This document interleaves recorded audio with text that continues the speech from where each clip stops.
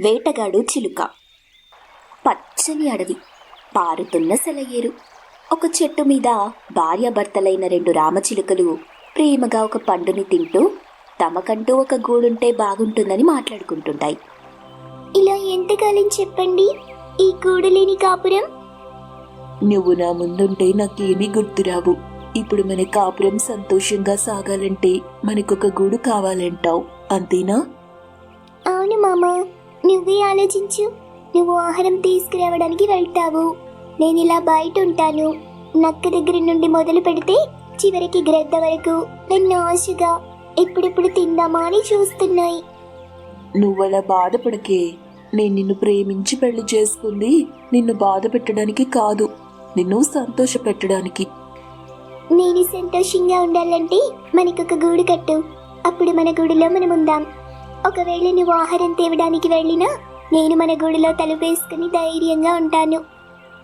సరే అయితే నువ్వు ఈ పండు తింటూ ఉండు, నేను ఈలోగా మనకి గూడు కడతాను అని చెప్పి భర్త చిలక అక్కడి నుండి ఎగిరిపోయింది. భార్య చిలక పండు తింటూ ఉంది.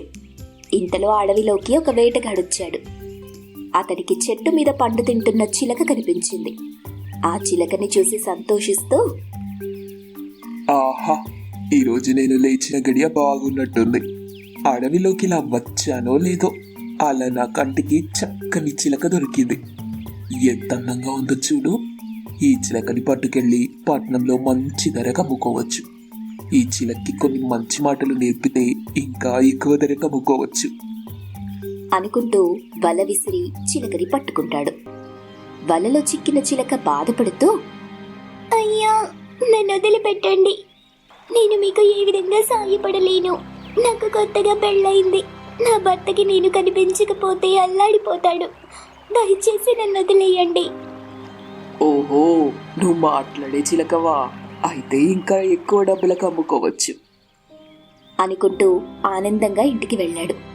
అక్కడ పంజరంలో బంధించి పళ్ళు నీళ్లు పెట్టాడు. ఆ పంజరం నుండి వేటగాడి దగ్గర నుండి తప్పించుకోవాలనుకుంది చిలక.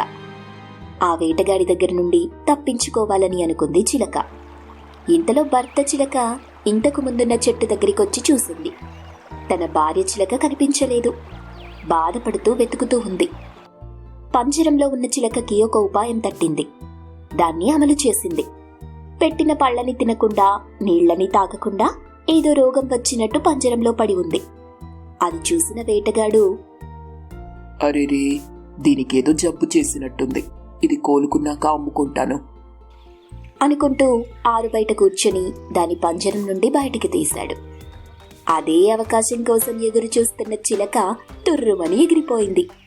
వేటగాడు అలాగే చూస్తూ ఉండిపోయాడు. అడవిలో తిరిగి రెండు చిలకలు కలుసుకొని ఒక గూడు ఏర్పాటు చేసుకున్నాయి. అందులో సంతోషంగా జీవించసాగాయి.